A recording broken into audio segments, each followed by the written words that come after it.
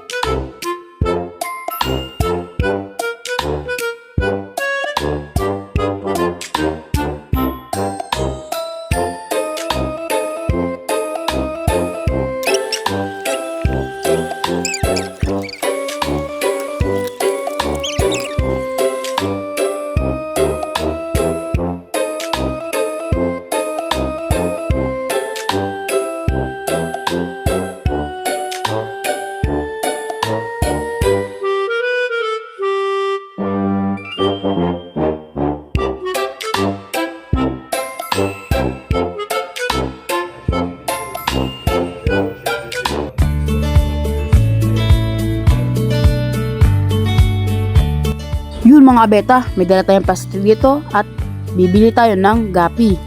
Ayan din, nagdala tayo ng extra pera.